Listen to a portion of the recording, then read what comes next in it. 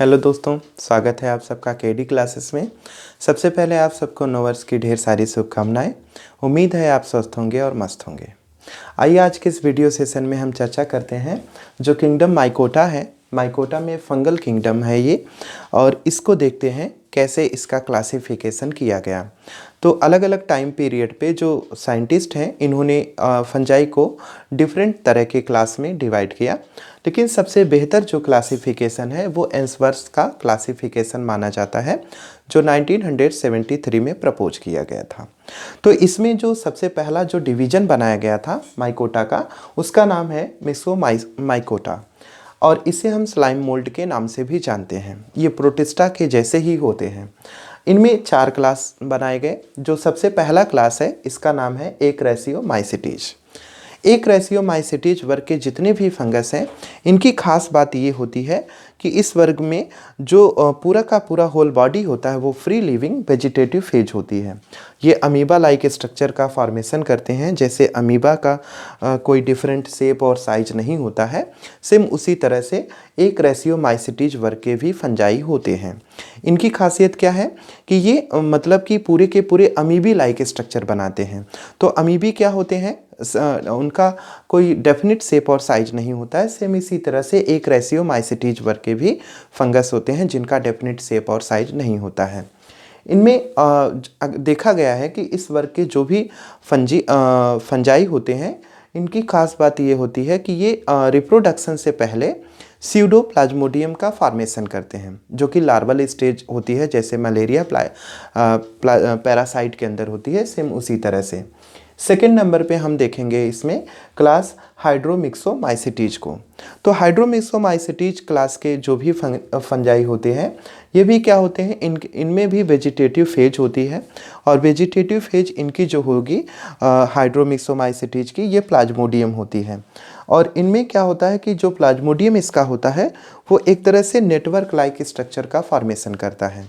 तीसरे नंबर पे आता है क्लास मिक्सोमाइसिटीज, और मिक्सोमाइसिटीज की खासियत होती है कि इनके भी जो हाइफी होते हैं वो हाइफी कैसे होते हैं, एक तरह से वेजिटेटिव फेज इनमें भी देखी गई है, जो कि प्लाज्मोडियम ही होती है, लेकिन इनमें कुछ डिफरेंस है। इनमें क्या होता है कि एक तरह से इसमें नेटवर्क लाइक स्ट्रक्चर का फॉर्मेशन होता है, लेकिन जो मिक्सोमाइसिटीज वर्ग के जो फंगस होते हैं इनमें नेटवर्क लाइक स्ट्रक्चर का फॉर्मेशन नहीं होता है। इसके अलावा ये सेप्रोफाइटिकली होते हैं, मतलब सेप्रोफाइट नेचर के होते हैं, डेड और डिकेइंग मैटर पे ग्रो करते हैं।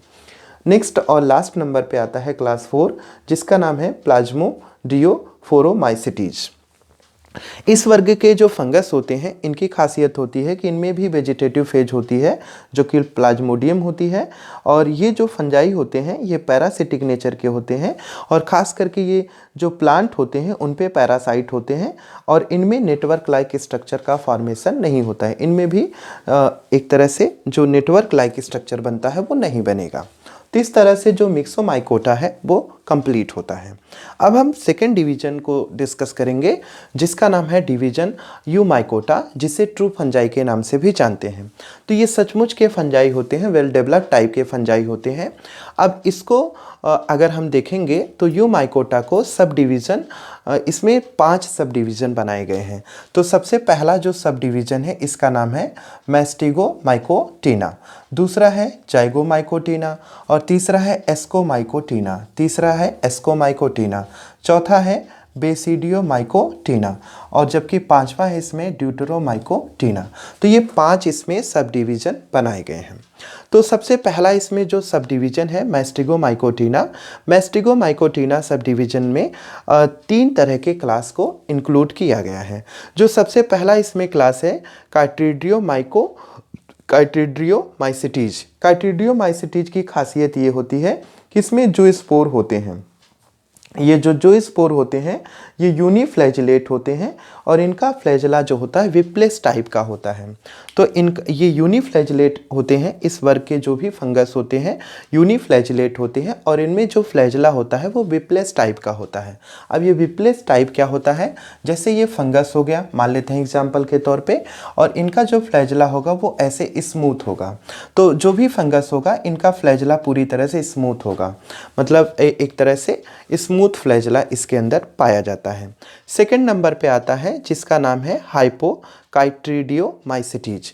इस वर्ग के जो फंजाई होते हैं इनमें जो स्पोर जो होते हैं एंटीरियर पोजीशन पे पाए जाते हैं, मतलब ऊपर के साइड में जो स्पोर पाए जाते हैं जो लोकोमेटरी बॉडी का काम करते हैं।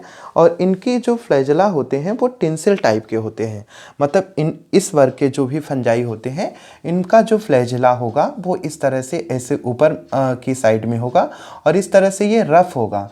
ये स्मूथ ना होकर इसका जो फ्लैजेला होता है वो रफ होता है। तो जो रफ फ्लैजेलम होंगे उसे हम टिंसिल बोलेंगे और जो स्मूथ फ्लैजेला होंगे उन्हें हम लोग विपलेस टाइप का फ्लैजेला बोलते हैं। तो इस तरह से जो सेकंड इसकी क्लास है इसमें टिंसिल टाइप के फ्लैजेला प्रेजेंट होते हैं।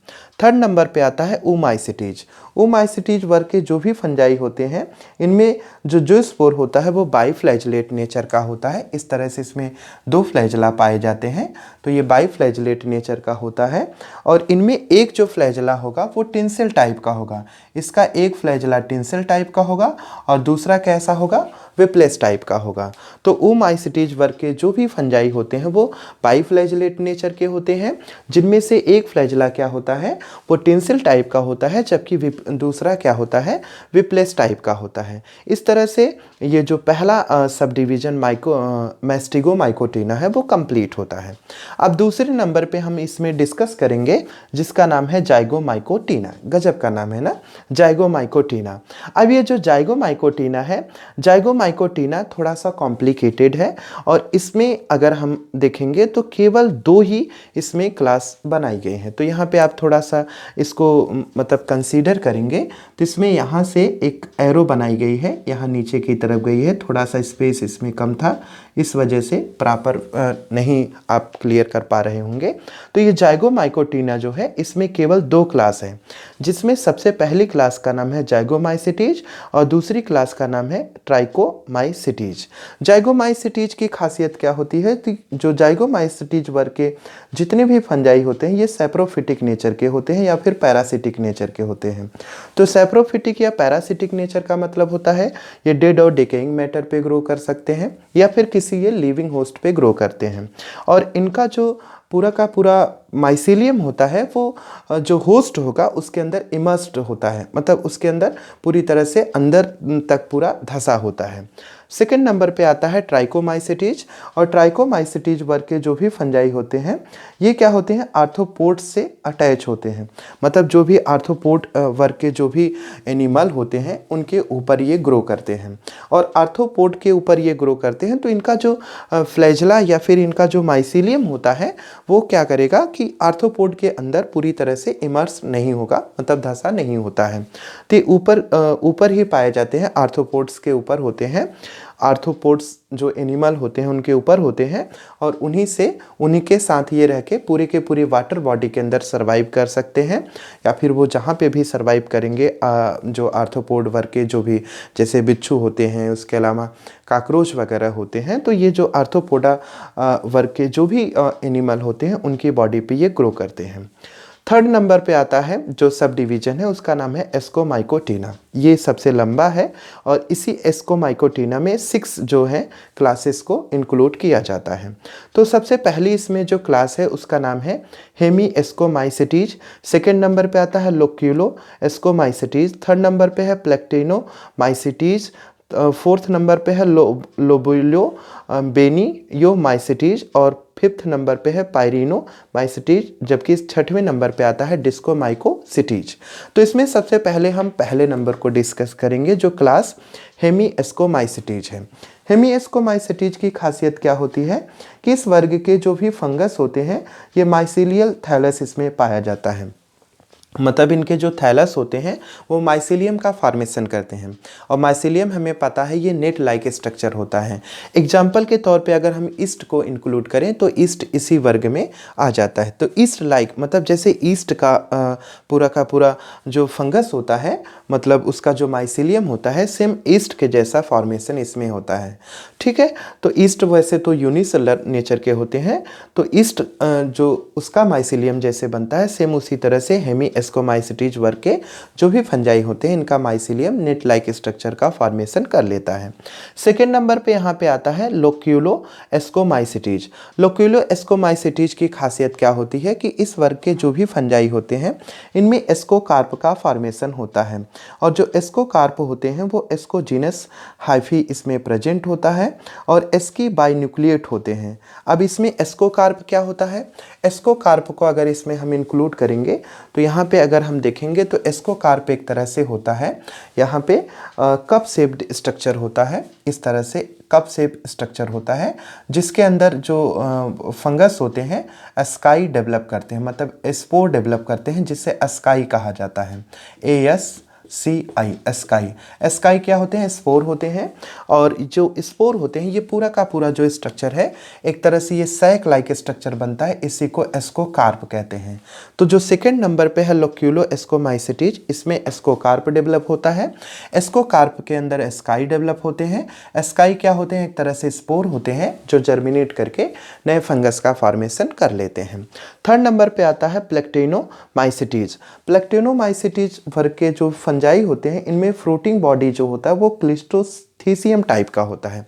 क्लिस्टोथीसियम का मतलब होता है ये भी एक तरह से मतलब सैक लाइक स्ट्रक्चर होता है, और इस सैक लाइक स्ट्रक्चर के अंदर इसमें भी अस्काई का फॉर्मेशन होता है जो कि सेपरेट करके अलग होके वो नए फंजाई का फॉर्मेशन कर लेते हैं।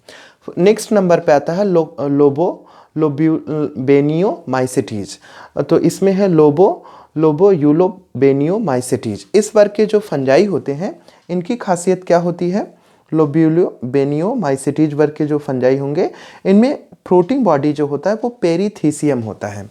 तो पेरीथीसियम भी एक तरह से सैक लाइक स्ट्रक्चर होते हैं, और जो पेरीथीसियम होते हैं पेरीथीसियम के अंदर ऑलरेडी क्या बनते हैं, इसके अंदर स्पोर का फॉर्मेशन होता है जो अलग होके वो नए तरह के मतलब कि इसमें जो स्काई बनते हैं, स्पोर बनते हैं। स्पोर इसके क्या होते हैं, यूनिन्यूक्लिएट टाइप के होते हैं, मतलब ट्यूनिकेट टाइप के होते हैं। इसमें एक्जोपैरासाइटिक नेचर होता है और इनका, और एक्जोपैरासिटिक नेचर ये खास करके किसके ऊपर ग्रो करते हैं, जो आर्थ्रोपोड्स होते हैं उनके ऊपर ही ग्रो करते हैं। तो जो इस वर्ग के जो फोर्थ क्लास है, इस वर्ग के जो भी फंजाई होते हैं ये आर्थ्रोपोड्स के ऊपर ग्रो करते हैं। फिर उसके बाद हम पाँचवें नंबर पे डिस्कस करते हैं जिसका नाम है पायरिनोमाइसिटीज। पायरिनोमाइसिटीज वर्ग के जो भी फंजाई होते हैं ये सभी फंजाई इनमें प्रोटीन जो फ्रूटिंग बॉडी होता है इसके अंदर भी पेरीथीसियम फ्रूटिंग बॉडी पाया जाता है। इसके बाद लास्ट नंबर पे हम लोग डिस्कस करेंगे डिस्कोमाइसिटीज। और डिस्कोमाइसिटीज वर्ग के जो फंजाई होते हैं इनके अंदर फ्रूटिंग बॉडी एपोथीसियम होता है, और इसके अलावा इनमें जो अपर कुलेट होते हैं वो एपिकल पोर पाए जाते हैं, मतलब इनके एपेक्स वाले पार्ट पे ऊपर वाले साइड में जो इसका सैक लाइक स्ट्रक्चर होगा वो ऊपर की साइड में खुला होता है और वहीं से स्पोर बाहर निकलते हैं। तो इस तरह से इसमें क्या हो, एपोथीसियम फ्रूटिंग बॉडी का फॉर्मेशन होता है।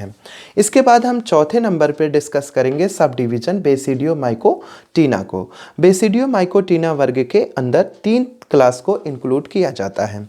इसमें सबसे पहली क्लास का नाम है टेलियोमाइसिटीज, हाइमेनोमाइसिटीज, और उसके बाद थर्ड नंबर पे है गैस्ट्रोमाइसिटीज।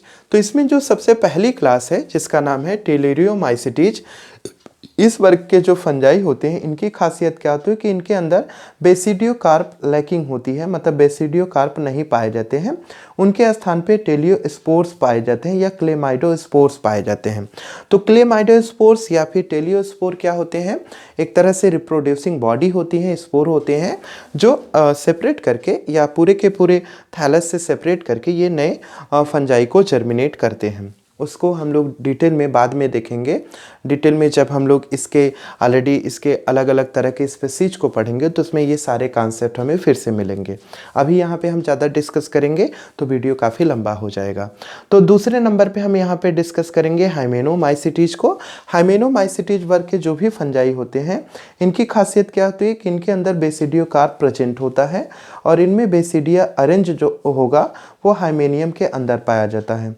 अगर इसमें देखेंगे तो ये क्या होते हैं, मैच्योरिटी के टाइम पे कम्प्लीटली जो होते हैं एक्सपोज्ड हो जाते हैं। जब ये मैच्योर हो जाते हैं तब ये कम्प्लीटली इनके स्पोर्स दिखाई देते हैं। थर्ड नंबर पे आता है इसका क्लास है गैस्ट्रोमाइसिटीज।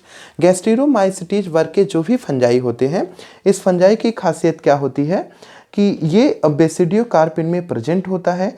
बेसिडिया जो होगा हाइमेनियम के अंदर होता है और ये जो बेसिडिया होते हैं वो इनक्लोज होते हैं बेसिडियो कार्प के अंदर।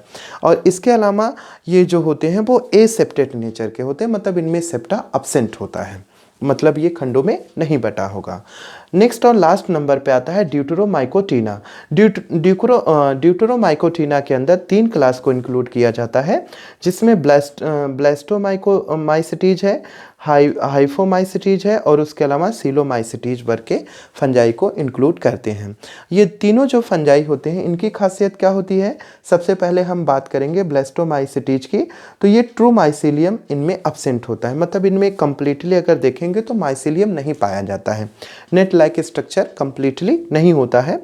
इसके अलावा इनकी खासियत क्या होती है कि ये बडिंग सेल्स बनाती हैं और जो बडिंग सेल्स होती है वो स्यूडोमाइसिलियम का फॉर्मेशन करके एक तरह से मतलब कि माइसिलियम लाइक स्ट्रक्चर बनाते हैं। जब इनको रिप्रोडक्शन करना होता है तो उस टाइम पे ये सेपरेट करके नए फंगस को जर्मिनेट करती हैं। सेकेंड नंबर पे आता है हाइफोमाइसिटीज। जो हाइफोमाइसिटीज वर्ग के फंजाई होते हैं इनकी खासियत क्या होती है, इस वर्ग के जो भी फंजाई होते हैं वो उनमें माइसिलियम वेल डेवलप होता है और वेजिटेटिव बॉडी जो होती है वो क्या होती है, बडिंग सेल्स अब्सेंट होती है। वेजिटेटिव बॉडी पाई जाती है, बडिंग सेल अब्सेंट होती है और इनका माइसिलियम वेल डेवलप होता है। इसके अलावा जब इनको रिप्रोडक्शन करना होता है तो ऐसी कंडीशन में इनका जो माइसिलियम होता है वो स्टेराइल नेचर का हो जाता है। इनमें एसेक्सुअल रिप्रोडक्शन देखा जाता है और एसेक्सुअल रिप्रोडक्शन जो होता है वो कोनिडियोफोर के द्वारा होता है। तो इसका मतलब ये जो हाइफोमाइसिटीज वर्ग के जो भी फंजाई होते हैं इनमें क्या होगा, एसेक्सुअल रिप्रोडक्शन देखा गया है। इसके अलावा इनमें कोनिडियोस्पोर का फॉर्मेशन होता है। जो कोनिडियोस्पोर होते हैं वो कोनिडिया से मतलब कोनिडिया बनाते हैं और कोनिडिया बना के वो एसेक्सुअल रिप्रोडक्शन में हेल्प करते हैं। थर्ड एंड लास्ट नंबर पे आता है सीलोमाइसिटीज। इस वर्ग के जितने भी फंजाई होते हैं इनकी खासियत क्या होती है कि इनमें माइसिलियम इनका भी वेल डेवलप होता है और इनमें वेजिटेटिव बडिंग सेल्स अब्सेंट होती हैं। इनमें भी वेजिटेटिव सेल्स अब्सेंट होती हैं। इसके अलावा इस वर्ग के जो भी फंजाई होते हैं इनमें स्पोर जो होता है पिक्निडिया का फॉर्मेशन करता है। तो इनमें स्पोर पिक्निडिया बनाता है, मतलब इसके स्पोर को पिक्निडिया नाम देते हैं। इस तरह से जो एंसवर्थ का क्लासिफिकेशन है वो कंप्लीट होता है। आप इसका स्क्रीनशॉट ले सकते हैं और इसका PDF हम आपको ग्रुप में शेयर कर देंगे। धन्यवाद।